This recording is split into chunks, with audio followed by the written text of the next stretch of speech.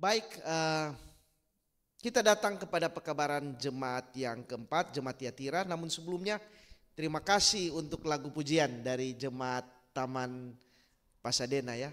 Berdiri karena Yesus. Ini luar biasa ini ya.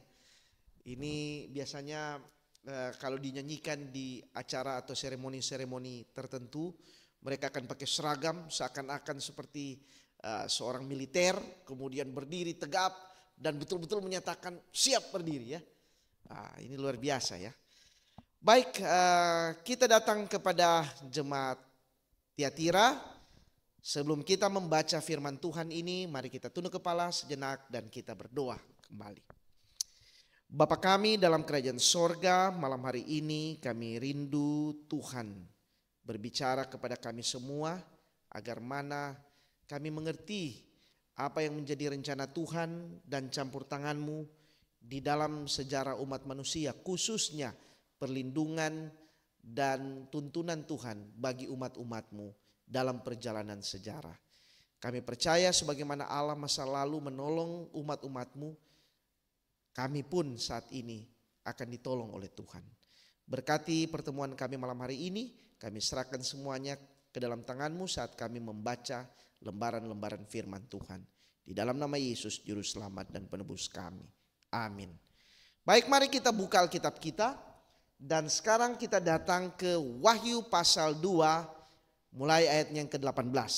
Saudara-saudara punya Alkitab? Boleh buka Alkitab saudara. Perhatikan mulai dari ayat 18. Di situ ada keterangan mengenai jemaat Tiatira. Oke, mari kita baca bersama-sama. 2, 3. Dan tuliskanlah kepada malaikat jemaat di Tiatira. Inilah firman anak Allah yang matanya bagaikan nyala api dan kakinya bagaikan tembaga. Oke, baik. Nah, perhatikan di sini bahwa sekali lagi di setiap jemaat ada malaikat. Malaikat itu menunjukkan bahwa di setiap zaman ada perlindungan Tuhan. Karena malaikat itu adalah pelindung ya. Tetapi di jemaat Tiatira ini ada satu pernyataan yang membuat kita harus menyimak lebih dalam. Ketika disebutkan inilah firman anak Allah yang matanya bagaikan nyala api. Saudara-saudara, kalau bicara mata seperti nyala api itu kira-kira seperti apa? Emosinya? Apakah sedang tenang atau sementara bersenda gurau atau lagi marah sekali? Marah ya. Itu sebabnya orang bilang, aduh dia itu tadi matanya itu seperti bola api. Seperti mau melahap kita semua. Nah, ini hanya ada di jemaat Tiatira. Menarik bukan? Kenapa Tuhan sampai marah sekali? Ada apa di periode itu? Ngomong-ngomong, ini adalah pembicaraan dari seluruh rangkaian yang mungkin paling panjang. Karena memang ini adalah era yang panjang sekali. Oke, saya agak cepat supaya sebelum jam berapa ini kita sudah pulang ya. Baik. Nah, Tiatira, kembali lagi saudara lihat di layar. Itu ada di era tahun 538 sampai 1560. Atau hampir mencakup nubuatan dari 1260 petang dan pagi. Panjang sekali. Tiatira ini berarti bau harum dari pekerja. Sweet savor of labor. Bau harum dari pekerja. Kenapa? Karena biasanya pekerja itu kalau sudah kerja keringat bau enak ya. Tetapi yang dimaksud dengan pekerja di sini adalah mungkin mereka-mereka yang bekerja bagi Tuhan itu betul-betul menjadi bau harum bagi Tuhan ya. Nah, kota Tiatira sendiri adalah kota industri. Ada kerajinan tangan di sana, keramik, batu, logam mulia, pokoknya ini kota dagang. Dan letak kota itu kebetulan di lembah. Zaman dulu kalau kota di lembah itu berarti kota yang paling lemah. Kenapa? Karena kalau musuh dari atas, biasanya kota-kota tangguh itu di atas. Itu sebabnya kalau saudara pernah dengar sejarah benteng Masada, wah ini adalah cerita lagi menarik. Saya senang dengan sejarah. Jadi kalau saudara mau bicara sejarah, kita tidak akan berhenti-berhenti karena panjang sekali ya. Ada satu kota yang menjadi benteng orang Israel itu di puncak gunung. Itu bertahun-tahun tidak bisa ditaklukkan. Sampai akhirnya mereka lihat ada celah kecil. Orang Roma lihat baru kemudian mereka masuk. Tapi waktu mereka masuk, seluruh orang yang ada di situ sudah mati bunuh diri. Tuh ada cerita menarik itu tentang benteng Masada. Tapi yang saya mau katakan adalah kota-kota zaman dulu yang kuat itu ada di atas. Kalau di lembah itu pasti lemah. Karena itu menjadi sasaran tembak yang paling gampang. Nah, ini menggambarkan Tiatira adalah sebuah sebuah era di mana gampang sekali ditembak dengan berbagai hal, tentunya menyangkut kekafiran ya. Nanti kita akan pelajari sebentar. Baik, kita masih lanjut tentang Tiatira. Jadi Tiatira adalah periode nubuatan yang paling panjang dibandingkan dari jemaat yang lain.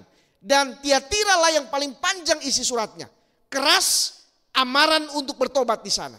Dan inilah periode yang disebut periode kemurtadan.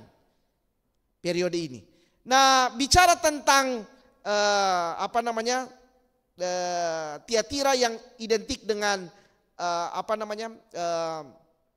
kain ungu, disebutkan bahwa itu selain itu di sana itu ada banyak pekerja ya. Ada yang pembuat tembaga, pekerja tembaga, ada yang penyamak kulit, kemudian yang lain-lain, banyak sekali. Saya tidak perlu jelaskan detail karena kita banyak sekali waktu yang harus kita ambil. Nah, kota ini karena kota dagang, pertumbuhan bisnisnya hebat sekali.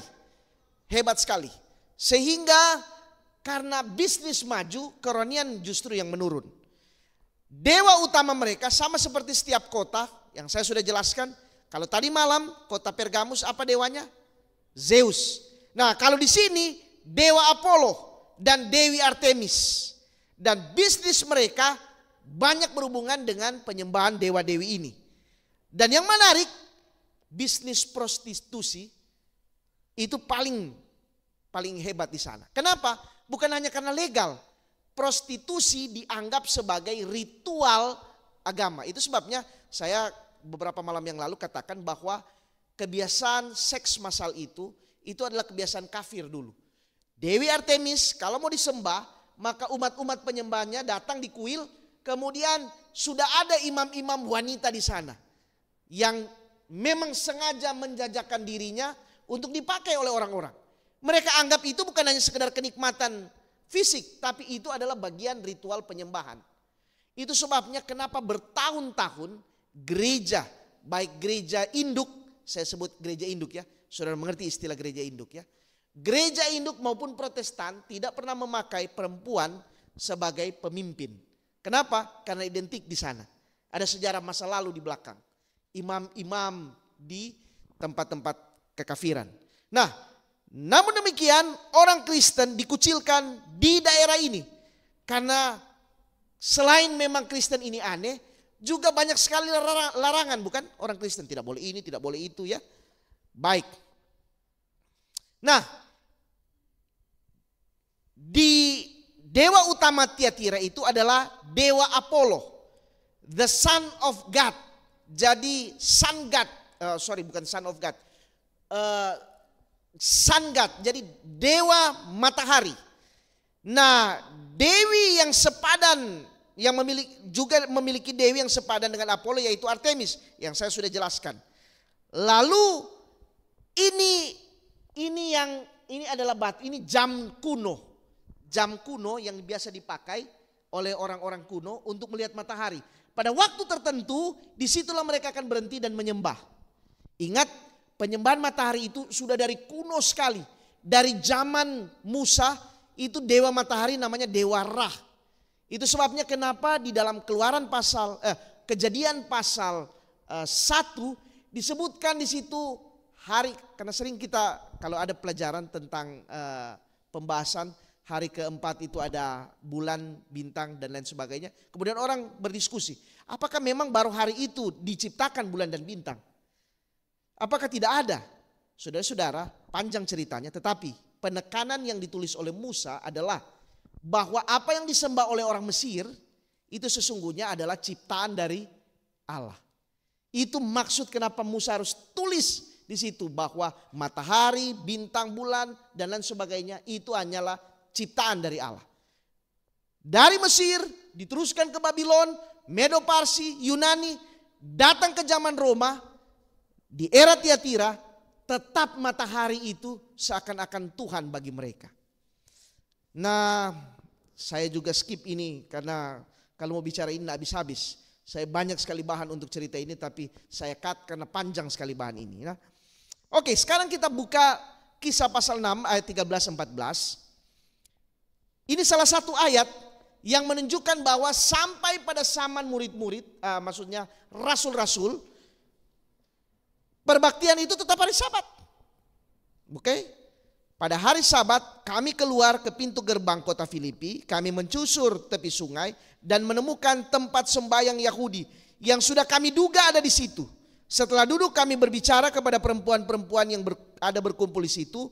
Seorang dari perempuan itu yang bernama Lydia turut mendengarkan. Ia seorang penjual kain ungu dari kota Tiatira yang beribadah kepada Allah. Tuhan membuka hatinya sehingga ia memperhatikan apa yang dikatakan oleh Paulus. Perhatikan di sini, untuk pertama kali Alkitab memunculkan nama Tiatira di dalam buku Kisah. Dan di situ disebutkan ada orang Kristen namanya Lydia, seorang yang beribadah kepada Allah. Oke. Ini kira-kira situs peninggalan yang diyakini tempat orang-orang Kristen zaman dulu duduk, kemudian mereka mendengarkan firman Tuhan. Nah, kalau saudara perhatikan ada gambar di situ, saudara boleh lihat di situ ada gambar seperti ini ya. Seperti ada, kenapa dibuat seperti itu? Karena di situ juga merupakan tempat baptisan. Jadi kalau ada orang dengar firman Tuhan, mereka dibaptis seperti itu. Dan itu biasa itu ada, kalau saudara lihat ini, bisa lihat ini, oh enggak kelihatan, ini ya. Ini ada tanda seperti salib. Disitulah orang di tengah persis itu. Jadi benar-benar baptisan dengan cara selam itu ada dan itu memang dipraktekkan sampai pada zaman awal-awal Kristen ya. Tetapi kemudian akhirnya tadi malam kita sudah bicara ya di zaman Konstantinus itu dirubah. Oke, ini kira-kira situsnya. Baik. Jadi kain ungu ini ada yang katakan itu dibuat dari siput laut, tapi ada juga yang katakan dari campuran tumbuh-tumbuhan. Saya tidak ambil waktu panjang di situ. Kira-kira beginilah, karena kain ungu itu dibuat pakaian, juga dibuat karpet dan lain sebagainya oleh orang Tiatira. Lalu ditemukan juga di Tiatira ada koin-koin. Kenapa ini penting? Ini menunjukkan bahwa perdagangan di daerah Tiatira itu pesat, maju, bisnis bagus. Dan saya mau kasih tahu, di dunia ini di mana daerah-daerah bisnis itu maju, biasanya kerohanian itu merosot. Benar enggak? Kenapa? Karena ketika orang sukses, dia anggap bahwa untuk apa ke gereja? Untuk apa berbakti? Itu sebabnya hanya di daerah-daerah yang mungkin middle to low, masyarakat miskin, kekristenan ini masuk. Ini harus kita akui. Kenapa? Karena orang mampu rasa tidak perlu firman. Inilah ironisnya ya. Waktu kita tidak berdaya kita minta Tuhan. Tapi waktu kita diberkati kita lupa Tuhan. Oke, baik kita lanjut. Nah sekarang ada kata-kata yang menarik di sana. Dari Wahyu pasal 2 ayat 20-21. Kita baca sama-sama. 2-3. Tetapi aku mencela engkau karena engkau membiarkan wanita Isabel. Siapa Isabel? Kita tahu ceritanya. Yang menyebut dirinya nabiya, mengajar, menyesatkan hamba-hambaku supaya berbuat zina dan makan persembahan-persembahan berhala. Dan aku telah memberikan dia waktu untuk bertobat, tetapi ia tidak mau bertobat dari zinanya. Nah, siapa Isabel ini? Kita tahu cerita Isabel ketika kita membuka 1 Raja-Raja 16 ayat 31-33. Ini adalah istri Ahab yang mempengaruhi Ahab dan mempengaruhi orang Israel untuk akhirnya menyembah berhala. Kita tahu cerita ini. Saya tidak ambil panjang waktu. Akhir cerita itu, peranan Isabel, dia berhasil membunuh nabi-nabi Tuhan Sementara di satu sisi dia pelihara Nabi Baal 450 dan Nabi Asyera 400. Jadi Nabi Tuhan dimusnahkan, tapi Nabi berhala dipelihara. Ini cerita tentang Isabel. Dan kemudian ini adalah orang yang berpengaruh. Jadi boleh dikatakan, saudara boleh lihat ayat-ayat di situ.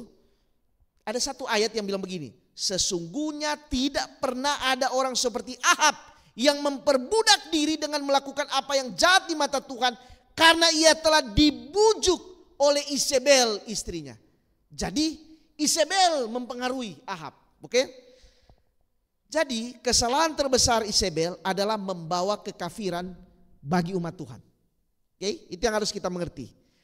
Nah sekarang, tadi malam kita sudah pelajari bagaimana di era Pergamus Konstantinus robah ya. Hari Sabat dia robah, kemudian akhirnya butuh 7 konsili, kemudian diakui itu. Dari situlah pintu kemurtadan, pintu kekafiran itu mulai terbuka. Dan malam hari ini kita akan lihat satu persatu bagaimana kemurtadan itu terjadi.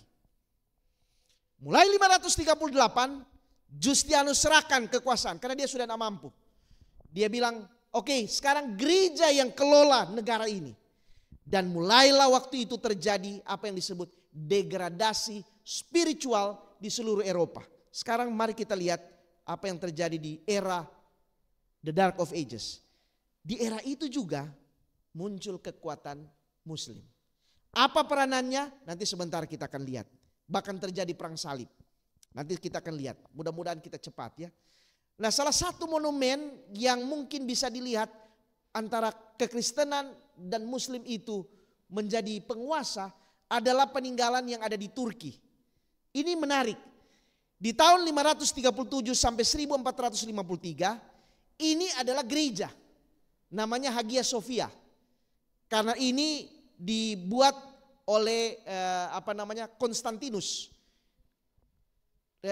Bukan Konstantinus, di era setelah Konstantinus ya.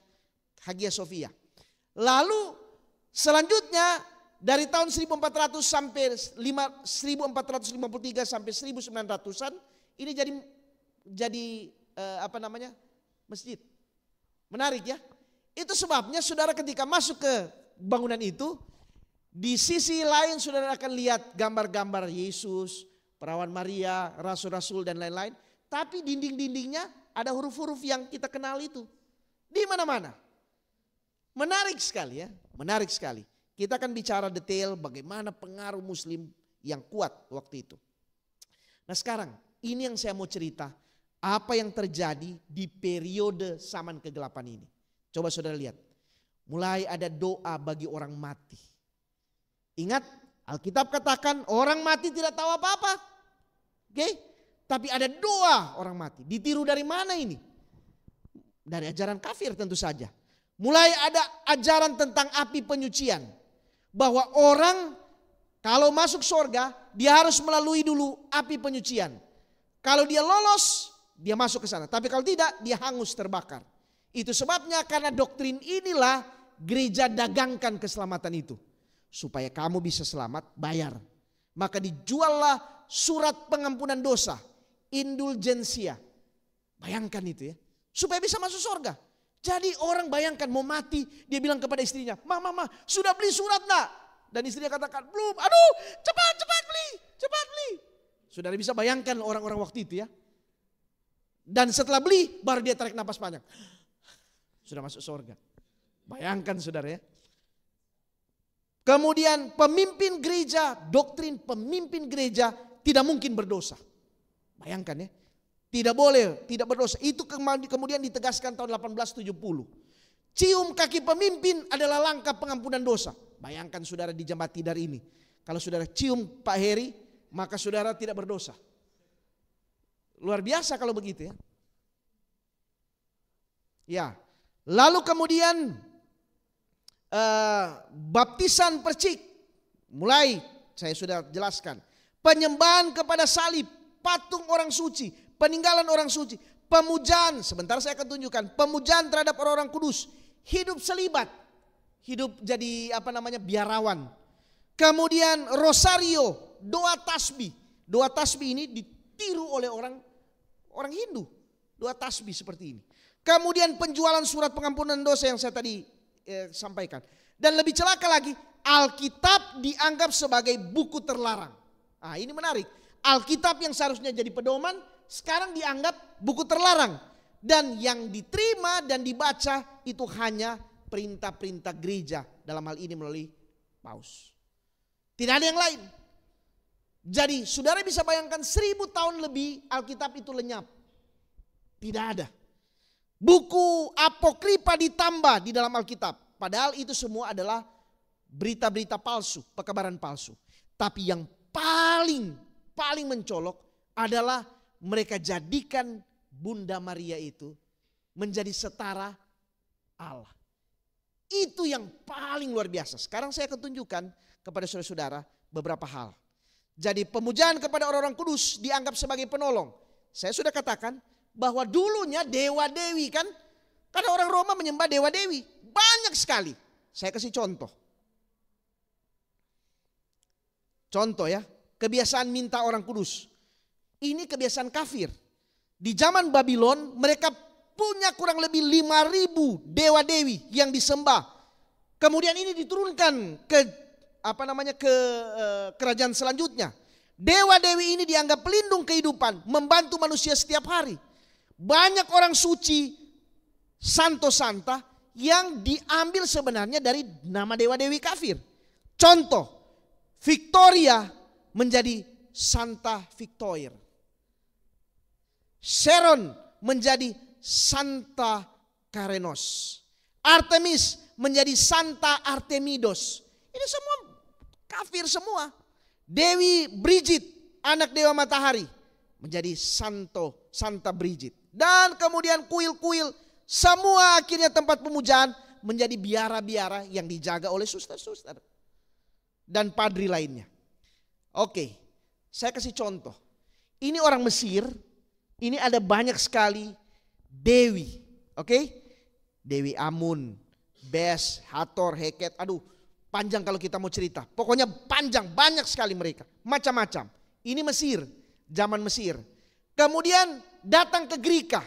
Greka ada Dewi Adonis, Aphrodite, Artemis, Sibel. Oh macam-macam. Dewi Eros, Dewi Hermes. Sekarang ada tas Hermes. Yang tahu saudara itu Dewi Jalan. Jadi jalan-jalan penguasanya Dewi Hermes. Itu sebabnya orang pakai tas Hermes jalan-jalan kerjaannya. Tunjukin di mana-mana ya.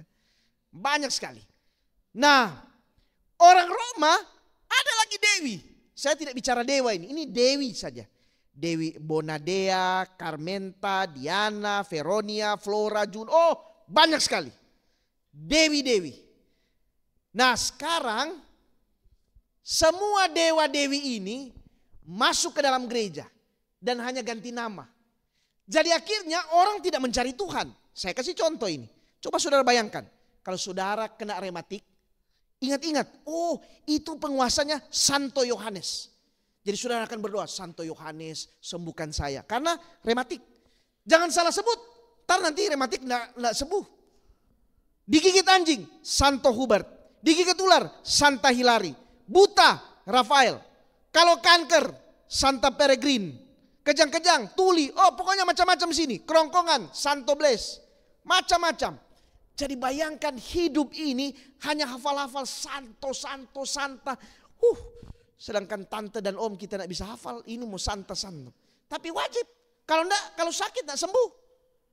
Saudara bisa bayangkan ini. Kemudian kalau mandul, hafal Santo Antonius. Mintalah kepada Santo Antonius.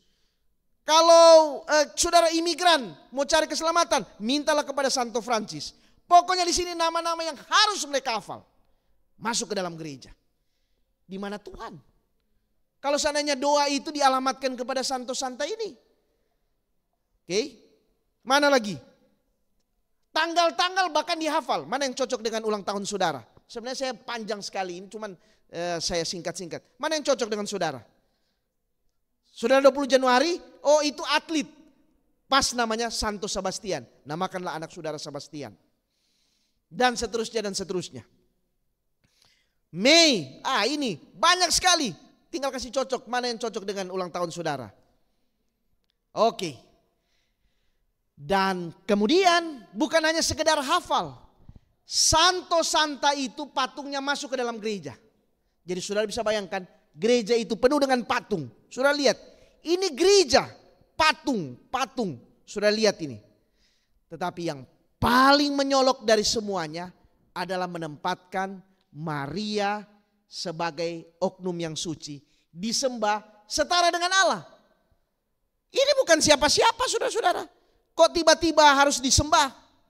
Oke, baik. Ini Maria kenapa dianggap sebagai perempuan? Karena begini saudara-saudara. Di Alkitab dan pengertian kita selalu kita bilang begini. Ini saudara boleh perhatikan di sini. Kalau orang perawan, orang sering bilang, oh dia masih suci, masih gadis, belum dijamah. Kan biasa begitu ya, perawan suci. Tapi pertanyaan saya, apakah suci yang dimaksud itu berarti karakternya suci? Tidak. Masalahnya ketika ini diterjemahkan di dalam bahasa Latin, kata suci ini menjadi interpretasi yang keliru, kemudian dipandang ini harus dijadikan Allah. Karena dialah satu-satunya yang disebut suci, perawan suci. Nah saudara-saudara sekalian, kenapa kok sampai Maria ini harus masuk ke gereja dan menjadi Allah? Saya katakan tadi, di dalam tradisi kekafiran banyak sekali dewi. Tidak ada dewi. Siapa yang mau? Allah Bapa, Anak dan Roh. Mana yang disebut perempuan di situ? Jadi untuk mau diakomodir ini harus ada satu yang ditaruh di sana. Maka Maria lah yang ditaruh di sana. Sudah lihat? Kekafiran masuk di sana. Maria dipandang sebagai perempuan tidak cemar sepanjang hidupnya dan dianggap suci, bahkan menjadi perantara Allah dan manusia. Tetapi tentu saja ini bertentangan dengan kebenaran Alkitab. Kenapa? Alkitab katakan di bawah kolong langit ini tidak ada satu nama lain, buku Kisah katakan, yang patut disembah kecuali Yesus Kristus. Nah, ada seorang penulis Katolik yang bernama Alphonsus Liguori. Dia tulis sebagai berikut ya. Pada dasarnya katanya di sorga ada memiliki dua tangga. Bila orang berdosa menaiki tangga yang satu, akan tampak wajah Kristus yang penuh dengan murka dan akan menolak. Sedang ada satu tangga yang lain, terdapat wajah Bunda Maria yang selalu akan menerima dengan terbuka. Nah, orang yang datang kepada Kristus itu akan ketakutan. Tetapi bila orang itu berdoa melalui perawan Maria, maka Maria hanya perlu memperlihatkan kepada anaknya, maaf kata, dia tunjukkan buah dadanya. Ini mama tunjukkan kata kepada anaknya, nak jangan lupa ini mama yang kasih netek kamu nak. Bahwa dia pernah menyusui, maka Kristus katanya akan redah murkanya. Akan redah sehingga doa itu bisa diterima. Dan Paus Pius ke-9 tahun 1854 telah menyatakan bahwa perawan Maria bukan hanya diberkati, tetapi segala pikiran perkataannya terlindungi dari segala dosa. Hah? Celaka ini. Tapi begitulah. Dan ini diterima konsep ini oleh mereka. Sampai hari ini. Mereka taruh lagi, ada satu cerita di dalam Alkitab, peristiwa di Kana. Ketika ibu itu katakan, coba buat bantu keluarga ini, buat air menjadi. Yesus ikut kan? Jadi begitu dia di sorga. Pokoknya apa yang dia minta Yesus akan oke. Luar biasa ini. Terus Yesus siapa dong? Maria siapa? Saudara-saudara. Oke. Ini sampai sampai kita nak tahu bagaimana ini orang-orang ini ya. Nah, saudara-saudara, saya mau kasih tahu ini ya. Coba saudara perhatikan di sini. Ini ada seorang menulis. Setiap orang Kristen saat itu dan masih berlangsung sampai saat ini diminta berdoa, maka mereka akan selalu menyebut dan meminta Maria untuk menyelesaikan masalah dosa mereka. Maka yang terjadi adalah Maria akan menerima permohonan sebanyak 46.296 setiap detik. Saya mau tanya, siapa yang bisa menanggapi permintaan dalam satu detik 46.000 sekian? Bisa enggak? Saya aja terima telepon dari satu orang. Halo, sebentar ya. Tidak ada orang yang bisa lakukan ini saudara-saudara. Sementara Maria ini hanya manusia. Dan sudah mati lagi. Kok dibuat seperti ini? Tapi begitulah saudara-saudara. Ini ajaran kekafiran. Ya. Jadi kebiasaan menyembah kafir kuno itu merupakan perlambangan dari Ratu Dewi. Di Babel kuno itu ada ibu Semiramis dan anaknya Tamus. Di Babel kuno. Di Cina ada Singmo, ibu suci dengan anaknya. Di Jerman ada gadis Herta dengan anaknya. Di India ada Devaki dan Krishna anaknya. Di Yunani ada Aphrodite dengan anaknya. Roma kuno ada Venus dan Fortuna dengan Jupiter sebagai anaknya. Mesir ada Isis dan Horus anaknya. Nah sekarang nama lain dari perawan Maria adalah Madonna. Menurut Hislop, kata ini merupakan terjemahan dari Dewi Babel, istri Nimrod. Dalam bahasa Inggris artinya my lady. Bahasa Latin namanya Mea Domina. Dan bahasa Itali adalah Madonna. Saudara lihat ini? Luar biasa kekafiran itu masuk ke dalam gereja, bukan? Hari ini saudara-saudara, kalau ada fenomena patung Bunda Maria berdarah, orang atau bilang dia keluarkan air mata. Aduh, itu jadi viral dan orang pasti datang. Mereka percaya sekali. Hari ini, sampai hari ini ya. Di mana-mana patung ini luar biasa. Dan inilah wajah yang dikenal di seluruh dunia. Sudah lihat di gereja-gereja ya, patung-patung itu masuk. Kalau begitu, apa bedanya dengan penyembahan ini? Dewa dewi kafir. Apa bedanya? Ya. Kalau gereja sudah seperti itu. Padahal Keluaran pasal 20 ayat 3 sampai 6, jangan ada padamu Allah lain, jangan sujud menyembah. Tapi mereka lakukan seperti itu. Ada apa ini? Coba saudara lihat ini, katedral-katedral. Penuh dengan gambar patung Santo Santa. Masuk di sana. Ini. Saya yang tidak punya waktu kita untuk jelaskan masing-masing ini. Walaupun ada ceritanya. Tapi sudah lihat ini. Tradisi di mana mereka datang kemudian menyembah di sana. Ya. Apa bedanya? Apa bedanya? Oh, ada cerita tentang, saya pernah membaca buku Da Vinci Code. Ini Da Vinci Code ini saya mau kasih tahu bahwa hari ini faham-faham ini masuk ke dalam gereja. Saya baca buku ini lengkap. Jadi buku ini menceritakan bahwa Yesus sebenarnya itu pernah menikah secara diam-diam dengan bukan Maria tapi Maria Magdalena atau apa yang satu itu. Kemudian mereka punya keturunan. Nah, keturunan mereka itulah yang akhirnya menjadi kesatria Templar. Dan kemudian itu kuburan mereka itu ada di bawah dari Prancis ini. Ini kalau di buku ini cerita ya. Dan ritual mereka adalah seperti ritual kekafiran. Ada hubungan orgi di sana dan lain sebagainya. Anehnya orang percaya buku ini. Saudara, ini buku ini mereka ini betul-betul betul-betul kekafiran ya. Jadi coba mereka lihat ya. Di antara kalau saudara pernah lihat wajah Yesus di perjamuan terakhir, itu orang di samping Yesus itu wajahnya seperti perempuan, bukan? Yang kita yakini itu Yohanes, karena di antara murid-murid yang paling muda adalah Yohanes. Tapi mereka bilang itu adalah Maria. Dan apa yang mereka itu simbol V. V ini adalah hubungan katanya. Oh, panjang ceritanya. Jadi Da Vinci ini, Leonardo da Vinci ini menyimpan rahasia karena dia adalah bagian dari Templar itu.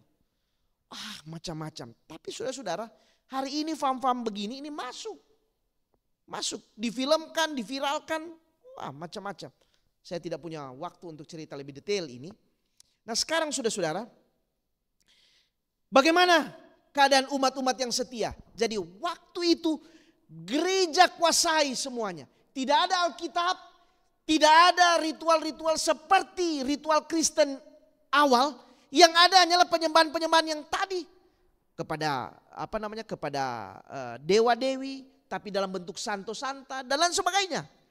Lalu bagaimana umat-umat yang setia? Sejarah mencatat bahwa Tuhan tetap punya umat. Kalau saudara baca buku Ellen G. White dalam Alpha Omega, saya baca sedikit ini. Dari antara mereka yang menolak pelanggaran kekuasaan kepausan itu orang-orang Waldensia lah yang berdiri paling depan. di negeri di mana kepausan telah memantapkan kedudukannya, maka di sanalah kepalsuan dan kebejatan paling ditentang. Selama berabad-abad, jemaat-jemaat Piedmont, ini adalah orang-orang Waldensia, mempertahankan kebebasan mereka. Akhirnya tiba ketika Roma memaksa mereka menyerah. Lalu tulisan itu katakan, namun ada sebagian menolak patuh kepada kekuasaan Paus, sebagian meninggalkan Alpen dan mengangkat panji-panji kebenaran di negeri asing. Sebagian lagi mengasingkan diri di lembah-lembah sempit, celah-celah bukit terjal.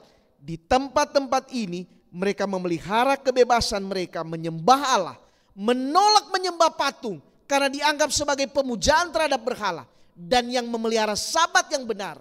Di sini selama 1000 tahun saksi-saksi kebenaran mempertahankan iman yang mula-mula itu. Nah, saudara tahu orang-orang Waldensia ini itu tinggal, ini bukunya ada di saya kalau saudara mau, cuman bahasa Inggris kalau saudara mau ambil. Jadi ada cerita yang menarik saudara-saudara. Dari Nyonya White sempat pergi ke sana di akhir tahun 1800-an. Di daerah utara dari Italia, kemudian dia lihat itu. Disitulah dia dapat inspirasi untuk menulis tentang country living.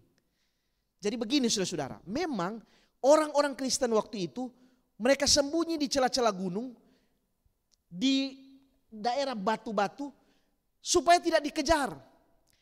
Tapi terkadang mereka itu dikejar oleh prajurit-prajurit Roma sampai ke daerah-daerah situ. Dan ada cerita itu menyebutkan begini. Pada satu waktu ketika mereka hampir berhadapan muka dengan prajurit Roma, ini di celah-celah tebing-tebing ya, karena mereka berada di sana.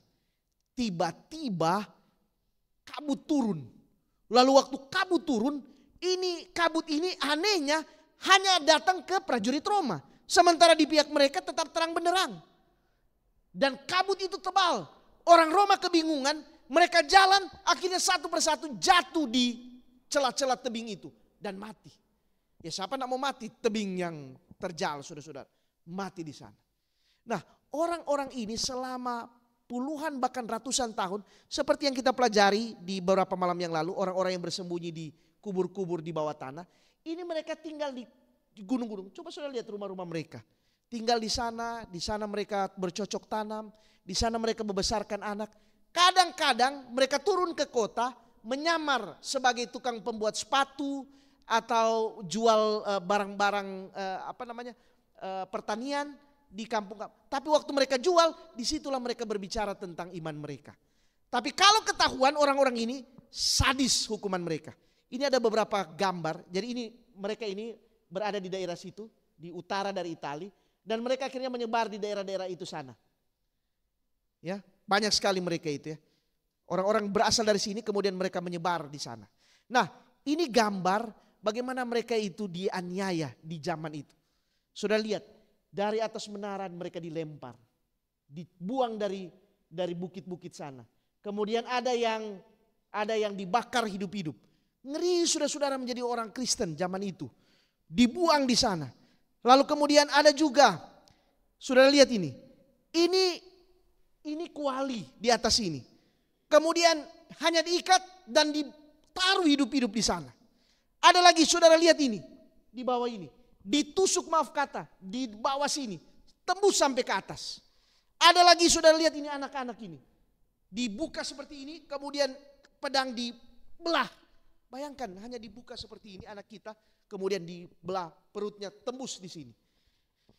Ini saudara lihat, ini lebih ngeri lagi. Seorang wanita ditusuk kemudian dibuat seperti daging yang diputar-putar seperti babi guling. Sudah lihat itu di sana. Ngeri sekali. Inilah nasib dari orang-orang Waldensia yang mempertahankan iman. Itu sebabnya lagu Iman Orang Saleh, lagu itu terinspirasi dari iman orang-orang Waldensia. Saya mau kasih tahu kepada saudara-saudara, ada pelajaran khusus, nanti peristiwa ini akan berulang menjelang kedatangan Tuhan. Itu sebabnya kenapa kita harus mengerti siapa kita dan apa yang akan kita hadapi. Sudah lihat ya, ngeri sekali. Mereka ditusuk, Gak mudah jadi orang Kristen. Tapi begitulah, demi untuk mempertahankan iman. Kalau saudara pergi ke daerah Waldensia, di situ ada tulisan di sana ya.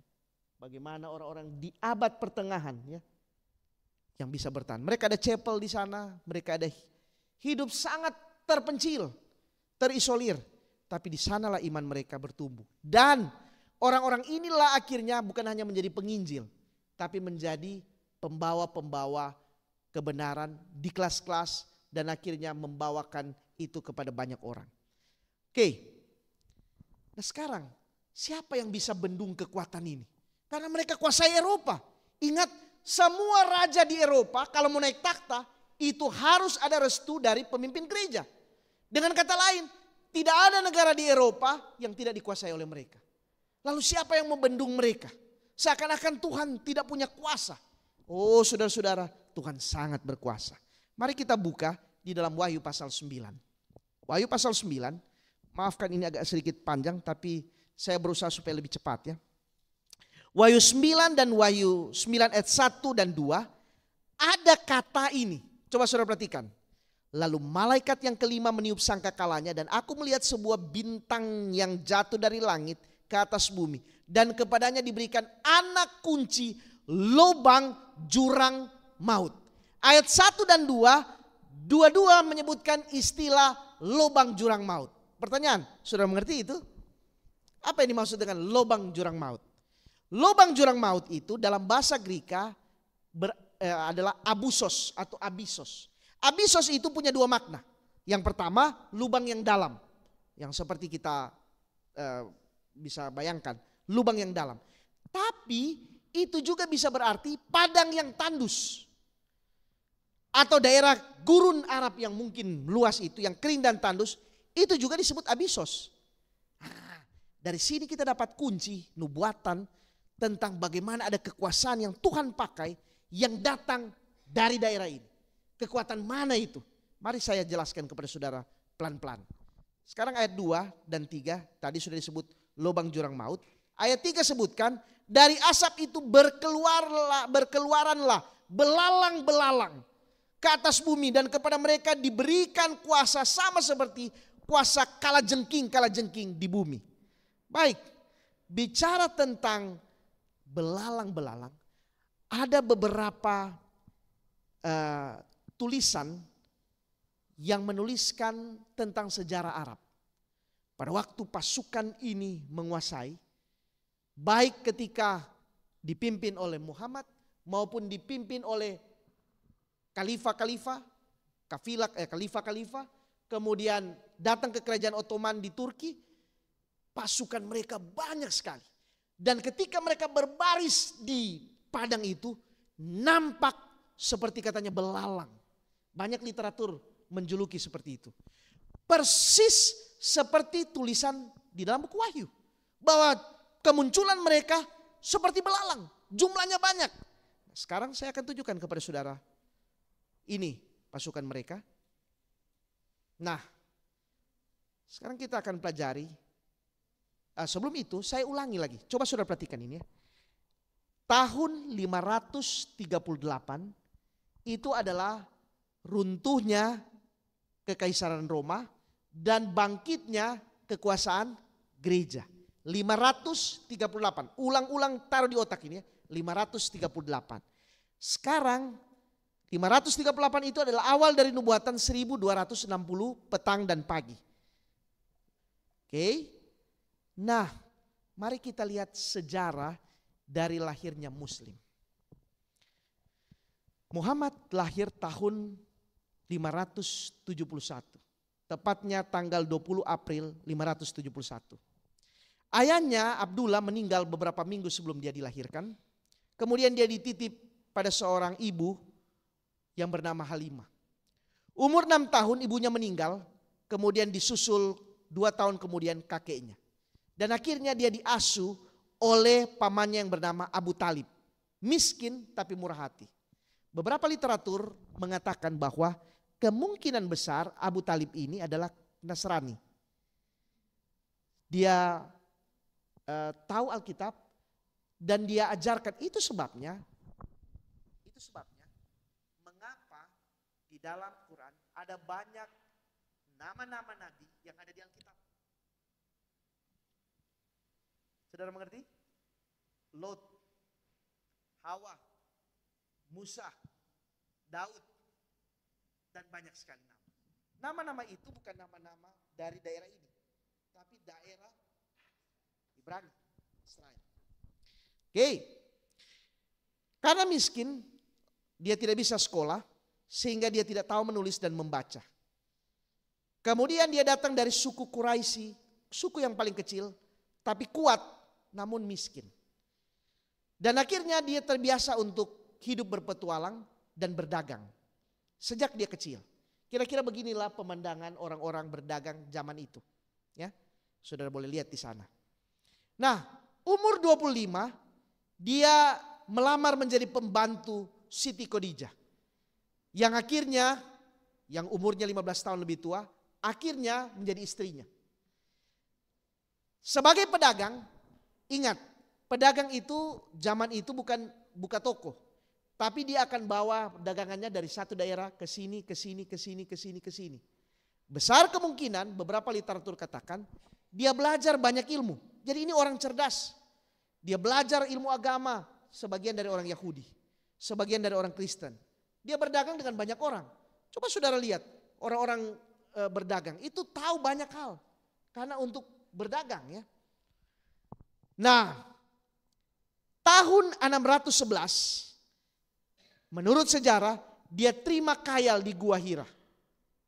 Mulai waktu itulah dia mulai membawakan pekabaran. 611. Pengikutnya jadi banyak, mereka ditolak di daerah asalnya sehingga mereka harus lari ke Ethiopia. 13 tahun mereka mengalami sesuatu yang buruk.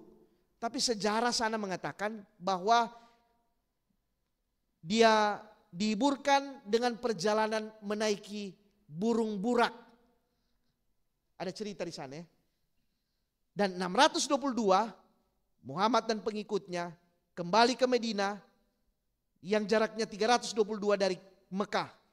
Dan inilah mulai tahun perhitungan Hijriah.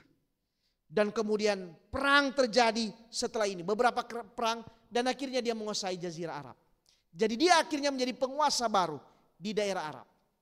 Ingat 622 di Eropa apa yang terjadi? Sudah pada turun, degradasi kan? Saya sudah jelaskan kan? Kekristenan itu sedang turun. Muslim naik.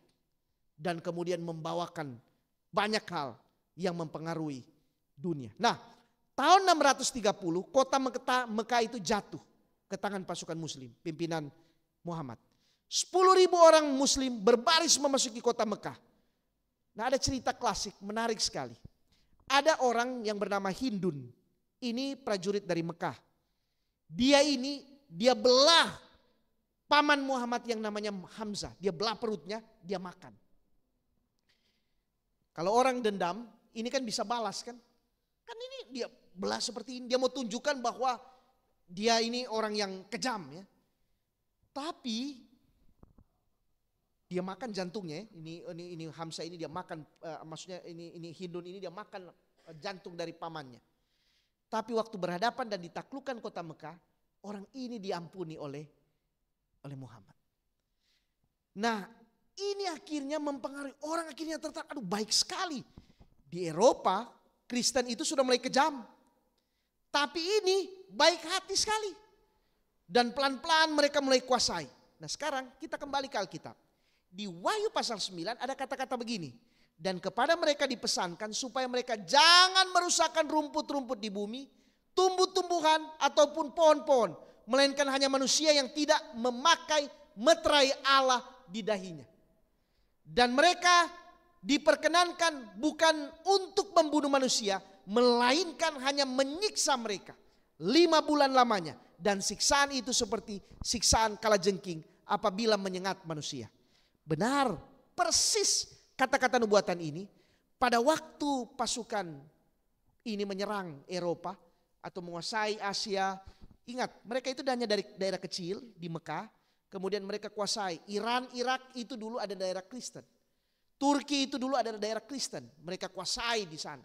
Kemudian Mesir itu daerah Kristen, ada Alexandria di situ, pusat Kristen, ada perpustakaan, mereka kuasai dan jadikan Muslim. Dan kemudian daerah-daerah di Afrika, kemudian datang ke Libya dan seterusnya.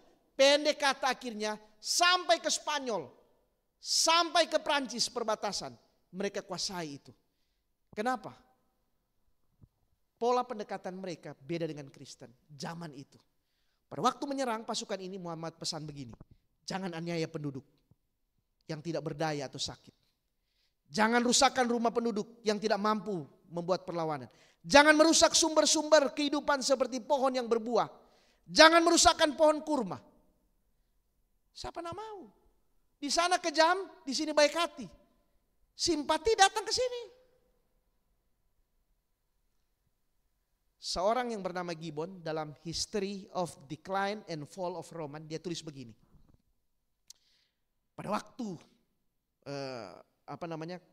Khalifah Abu Bakar ini pimpin pasukan Arab di tahun 632, dia bilang begini, apabila kamu bertempur dalam peperangan Tuhan, janganlah tugasmu sendiri sebagaimana orang, jalankan tugasmu sendiri sebagaimana orang-orang yang perkasa tanpa membalikan punggungmu. Tetapi jangan kemenanganmu dinodai dengan darah kaum wanita dan anak-anak. Jangan membinasakan pohon-pohon palem. Jangan membakar ladang-ladang jagung.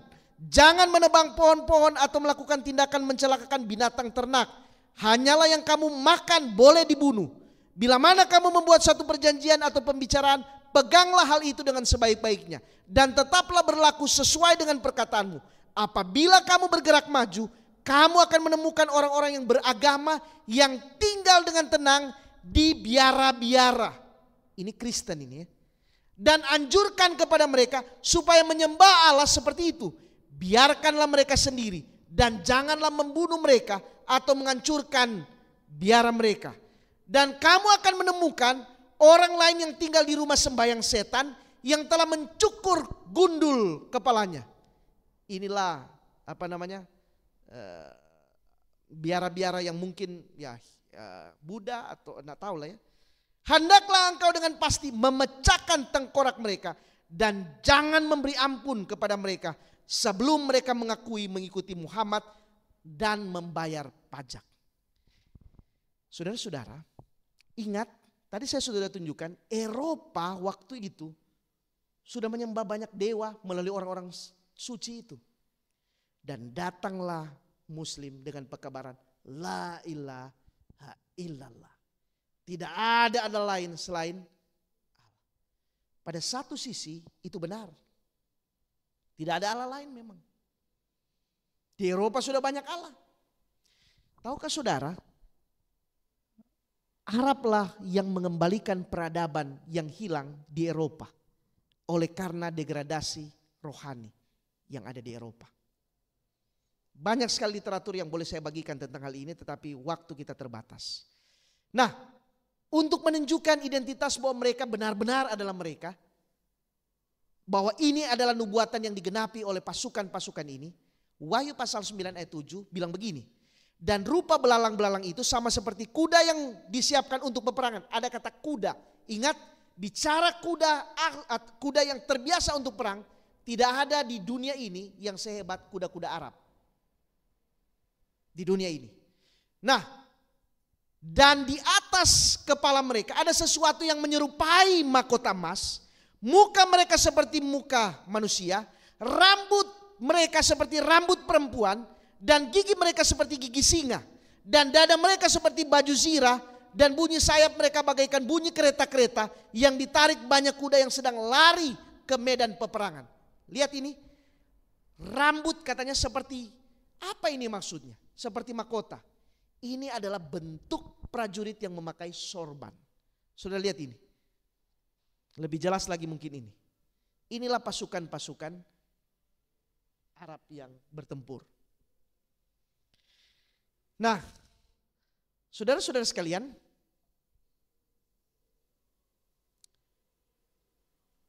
dan ekor mereka sama seperti kalajengking dan ada sengatnya, dan di dalam ekor mereka terdapat kuasa yang menyakiti manusia 5 bulan lamanya. Ini ada perhitungan 5 bulan kurang lebih 150 tahun. Jadi beberapa interpretasi katakan ini dimulai kira-kira tahun 612, kemudian dilanjutkan tahun 762 sampai tahun 762. Jadi kurang lebih ada 150 tahun itulah penyebaran pasukan dan penaklukan selama itu. Ada kata Abaddon di sana, Apollyon artinya destroyer, penghancur. Ada kata malaikat jurang maut atau malaikat padang gurun. Kata malaikat dalam bahasa Greka adalah angelos, angelos, atau kita terjemahkan angel atau juru kabar. Dan yang menarik, Muhammad sering dijuluki juru kabar dari padang belantara. Memang benar, sedikit banyak seperti yang saya katakan tadi, bukan hanya Arab yang tadinya hidup di zaman jahiliyah, yang tidak punya peradaban. Tapi sejak Muhammad memimpin, maka peradaban di Arab maju pesat. Maju pesat. Dan bahkan Alkitab yang selama ribuan tahun itu dipendam, tidak ada di Eropa. Sudah tahu siapa yang translate dan temukan itu? Orang Arab. Mereka dapat itu, kemudian itu dibawa oleh beberapa pedagang ke Eropa dan dibaca sembunyi-sembunyi. Karena itu buku terlarang. Tapi di Arab tidak. Yang menarik, kenapa orang-orang suka dengan orang Arab? Ini yang harus saudara mengerti. Karena mereka hanya menuntut begini. Asalkan kamu akui ajaran ini, kemudian kamu bayar pajak, selesai. Kami tidak akan bunuh kamu. Kami akan biarkan kamu hidup. Itu sebabnya dengan mudah daerah-daerah ini dalam waktu singkat menjadi daerah Muslim. Berbeda dengan Kristen. Ketika mereka menguasai, apalagi di perang salib. Sebentar saya akan tunjukkan. Kalau tidak ikut, mereka bunuh dengan kejam. Oke. Nah, ini sedikit mungkin yang perlu saudara ketahui. Muhammad meninggal hari Senin tanggal 2 Rabiul Awal, hitungan Muslim ya. Tahun 632. Selama hidup Muhammad mempunyai setidaknya 45 juru tulis. Ada 300 dokumen penting. Yaitu hadis, ucapan sehari-hari, dakwah pernyataan, ada sunnah, metode contoh perbuatan Rasul.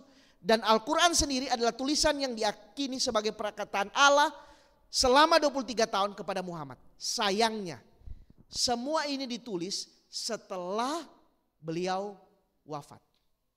Sehingga tidak ada lagi edit langsung dari beliau. Tetapi saya percaya beberapa kebenaran yang ada di Alkitab masuk di sana. Saya akan memberikan contoh kepada saudara-saudara. Jadi sebagaimana Tuhan menggunakan Babylon, Medo-Parsi, Roma di zaman dahulu kala. Ingat, Babylon digunakan Tuhan untuk menekan siapa? Israel. Roma digunakan Tuhan untuk menghukum siapa? Israel. Syria juga digunakan oleh Tuhan untuk menghukum 10 kerajaan yang ada di utara, 10 suku yang ada di utara Israel. Begitu juga Tuhan gunakan kekuasaan Arab pada waktu itu. Terjadilah perang salib. Paus Urbanus kedua memprakarsai perang salib. Sebenarnya perang ini bukan perang salib benar-benar. Begini ceritanya. Zaman dulu jalur perdagangan itu harus melewati, jadi kalau saudara dari Eropa, dari Asia, jalan terpendek yang masuk akal adalah melalui Palestina, melalui Yerusalem. Saudara lihat peta itu ya. Baru dia bisa ke Afrika, bisa ke Asia, bisa ke Eropa. Jadi siapa yang menguasai ini? Ini adalah menguasai jalur perdagangan. Sama seperti di tahun 50-an 60-an, Amerika berusaha bersama dengan Rusia atau Uni Soviet menguasai Indonesia. Kenapa? Karena ini jalur perdagangan. Dari Asia menuju ke Australia lewat Indonesia. Kapal-kapal harus lewat teritori Indonesia. Itu sebabnya di zaman Soekarno berebutanlah di situ komunis dan Amerika untuk kuasai. Ada cerita tersendiri di situ lagi ya. Tapi saya hanya membandingkan. Jadi sebenarnya apa yang terjadi itu hanyalah menguasai di jalur perdagangan. Tapi dikamuflase, diputarbalikan, disebutkan bahwa ini adalah perang salib untuk kita merebut daerah. Memang benar di Yerusalem, di tanah Palestina itu adalah tempat-tempat di mana Alkitab zaman Alkitab itu ada dan kemudian orang-orang di sana. Tetapi itu hanya slogan sebenarnya.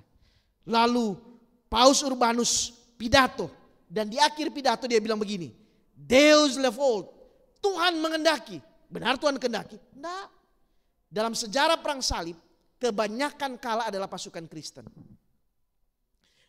Perang salib terjadi 8 kali, yang besar, belum termasuk yang kecil, selama kurang lebih 200 tahun. Dan saudara tahu, selama itu kebanyakan kala Kristen. Kristen sangat kejam. Sementara waktu perang salib itu ada satu pahlawan dari kelompok. Jadi orang Kristen menyebutkan salib, orang Muslim menyebutkan sabil. Orang dari timur menyebutkan sabel, artinya pedang ya. Sabil dan salib.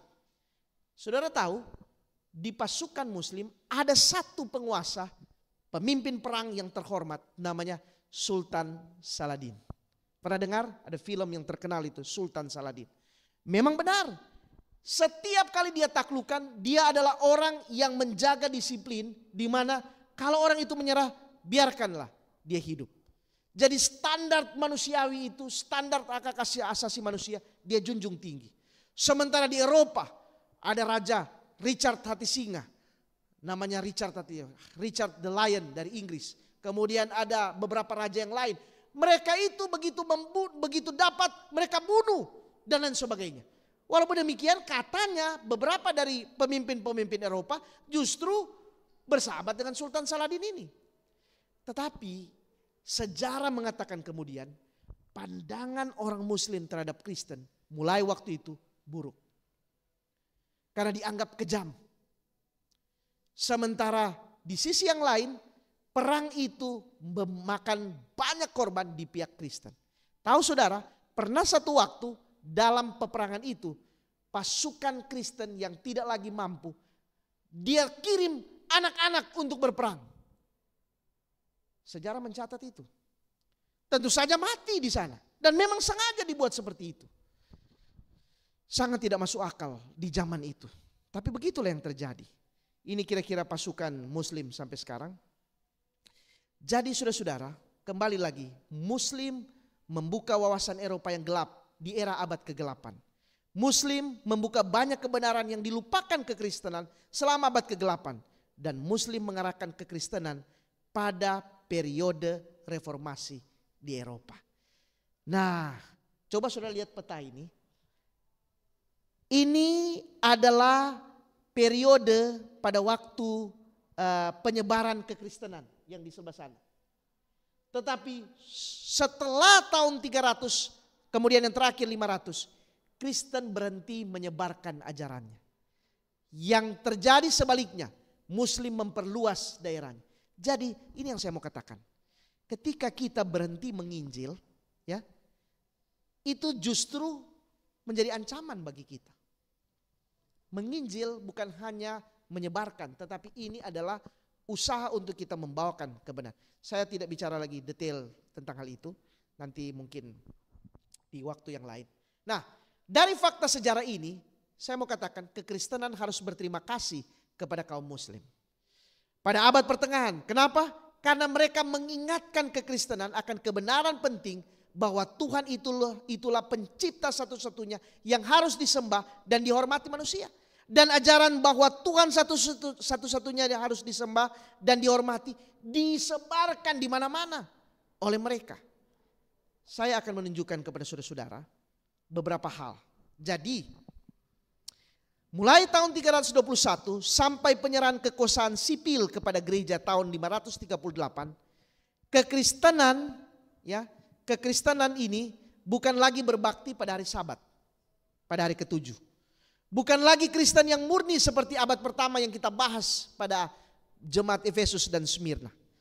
Pada saat muncul Muslim abad ke-7, perkembangan sebelum dan setelah Muhammad, maka warna Kristen sesungguhnya bukanlah Kristen yang asli lagi, yang sesuai dengan ajaran Alkitab. Salah satunya adalah tentang berhubungan dengan Sabat.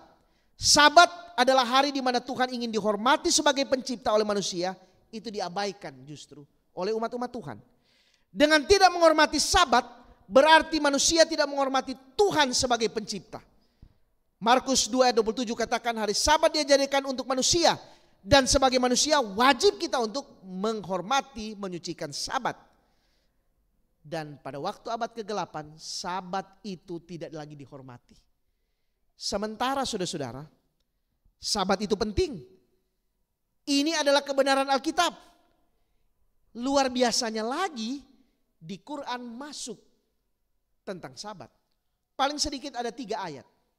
Saya perlu baca ini supaya saudara-saudara ketahui. Al-Baqarah 65. Dan sungguh kamu telah mengetahui orang-orang yang telah melakukan pelanggaran di antara kamu pada hari Sabat. Disebutkan di sana. Lalu kami katakan kepada mereka, jadilah kamu kerah yang hina. Ayat pertama.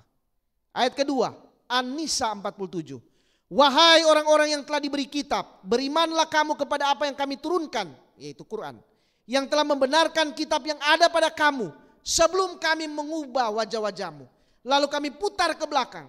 Kami laknat mereka sebagaimana kami melaknat orang-orang yang berbuat maksiat pada hari Sabat, Sabtu. Dan ketetapan Allah pasti berlaku. Ayat ketiga, An-Nisa 154. Dan kami angkat gunung Sinai di atas mereka untuk menguatkan perjanjian mereka. Dan kami perintahkan kepada mereka, masuklah pintu gerbang Baitul Muqaddis sambil bersujud.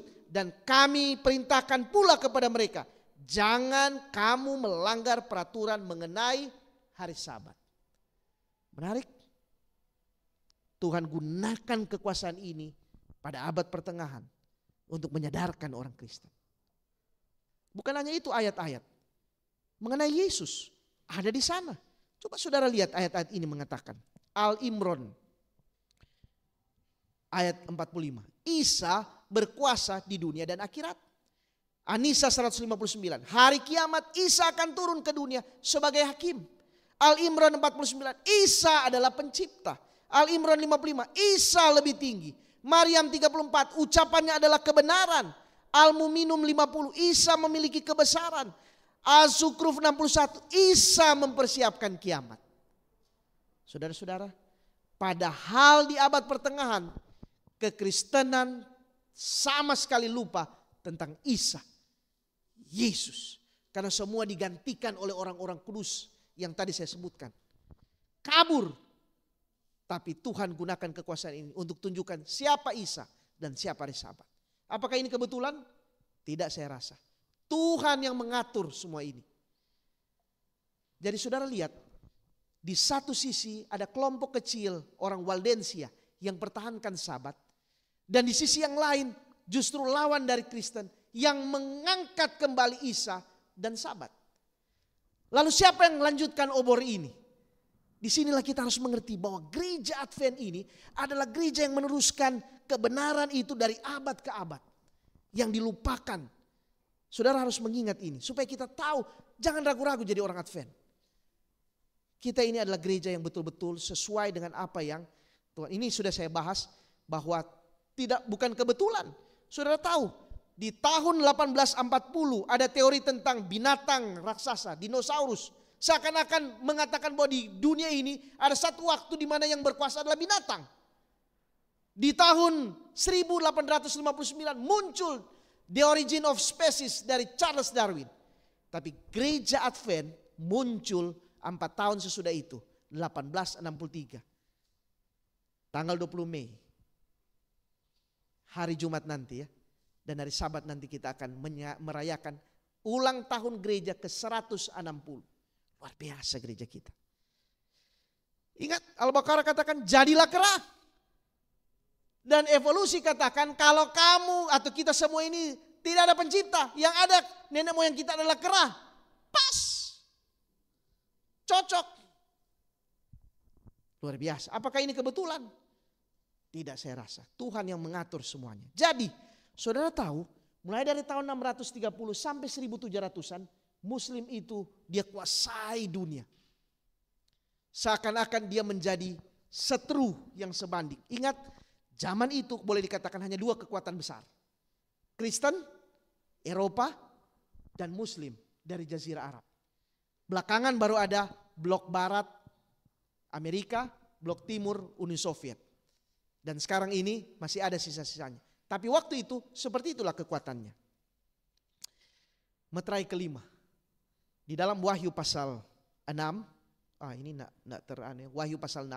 Di situ ada keterangan di mana pada periode yang berat itu, jiwa-jiwa yang telah dibunuh ini, mereka yang mati ini, mereka berseru katanya seakan-akan yang sudah mati ini adalah bahasa kiasan ya.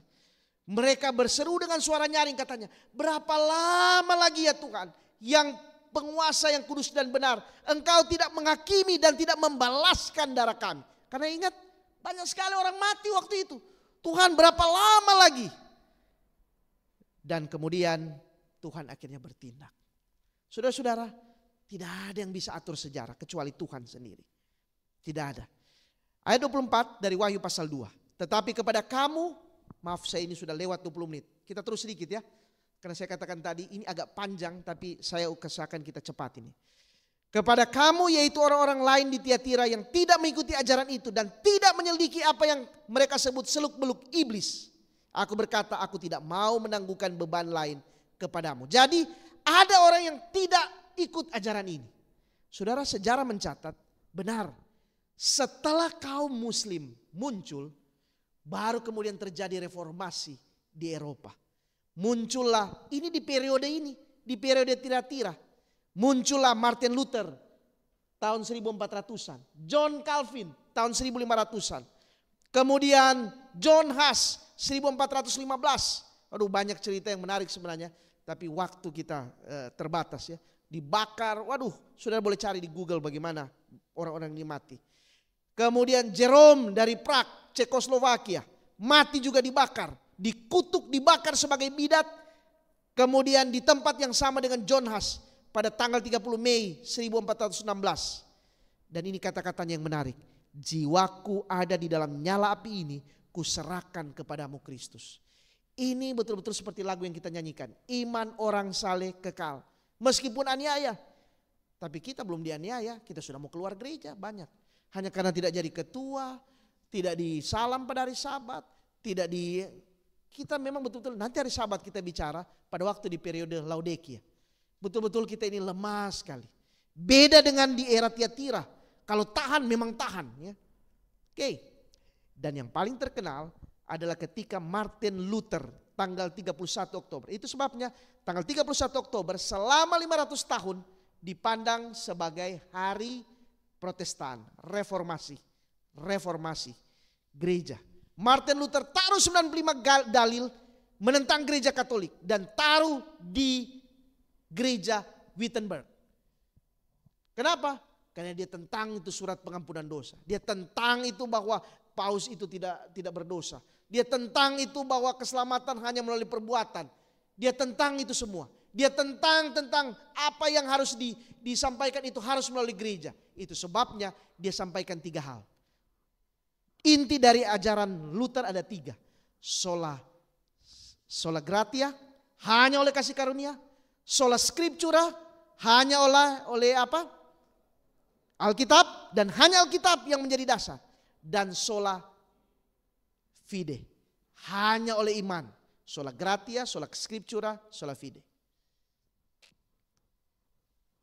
Oke, Wahyu 2 ayat 26 sampai 28. Barang siapa menang dan melakukan pekerjaanku sampai kesudahannya, kepadanya akan kukaruniakan kuasa atas bangsa-bangsa. Dan ia akan memerintah mereka dengan tongkat besi. Dan mereka akan meremukkan seperti tembikar tukang periuk, sama seperti yang kuterima dari Bapakku. Dan kepadanya kukaruniakan bintang timur. Saudara-saudara, di akhir dari pembahasan ini saya mau katakan, untuk ratusan bahkan ribuan tahun lamanya, setan nampaknya sebagai pemenang di era Tiatira. Karena dia bisa menguasai Eropa, dia kuasai gereja, tetapi sesungguhnya dia tidak pernah menang. Kenapa? Karena institusi gereja bisa dimasuki, tapi umat Tuhan tidak bisa seluruhnya dia kuasai. Sejarah membuktikan. Saya mau katakan kepada saudara-saudara, hari ini kalau ada orang bilang, gereja kita ini kok seperti, katanya gereja, kok begitu orang-orangnya? Jangan lupa, itu bukan hal yang baru. Di sorga sendiri tempat yang kudus, toh setan bisa muncul. Di gereja di zaman orang Israel, umat pilihan Tuhan, Toh setan bisa mengendalikan melalui Isabel. Di zaman Tiatira, ini gereja, institusi gereja. Gereja yang kudus, toh setan bisa masuk. Jadi jangan heran, itu bukan modus yang baru. Itu bukan hal yang baru. Lazim itu selama kita ada di dunia ini. Tetapi yang jadi persoalan bukan masalah masuk tidak. Kita bertahan atau tidak. Karena itu memang modus dari dulu. Sudah seperti itulah setan masuk ke dalam gereja-gereja. Pakai orang, pakai ini, pakai kuasa. Bahkan dia kuasai mimbar. Sudah begitulah pekerjaan setan dari dulu. Nah, umat Tuhan nampaknya minoritas di era Tiatira. Jumlah yang sangat sedikit. Tapi kebenaran tetap nyata dan tidak berubah.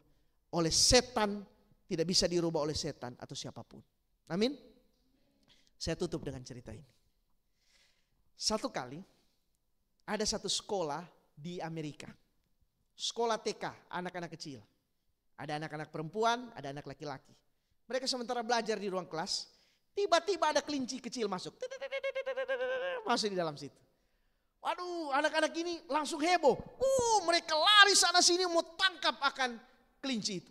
Anak laki-laki berusaha rebut, anak perempuan rebut. Pokoknya mereka tarik-menarik. Mau menguasai akan kelinci ini. Akhirnya ada seorang anak berdiri. Kemudian dia katakan begini, oke, kalau begitu kita ambil suara. Daripada kita berantem hanya kelinci ini, mari kita ambil suara. Siapa yang setuju kelinci ini perempuan, maka kelinci ini adalah kelinci perempuan. Tapi kalau siapa yang setuju ini kelinci laki-laki, maka ini adalah kelinci laki-laki dan dimiliki oleh laki-laki. Jadi ambil suara, angkat tangan. Pada waktu diangkat tangan, siapa setuju ini kelinci perempuan? Banyak sekali angkat. Siapa setuju ini kelinci laki-laki? Semua laki-laki angkat. Tapi waktu dihitung, perempuan lebih banyak. Maka jadilah kelinci ini kelinci betina. Dan perempuan yang ambil. Padahal kelinci ini jantan. Saudara-saudara sekalian. Kebenaran tetap kebenaran. Kita sudah pelajari dari jemaat Pergamus kemarin bukan? Tiatira. Bagaimana setan mau obok-obok gereja. Tapi kebenaran tetap kebenaran. Tuhan kiranya akan nolong kita memahami bahwa kita adalah umat-umat Tuhan. Yang tahu persis posisi kita. Dan akan mempertahankan akan kebenaran ini.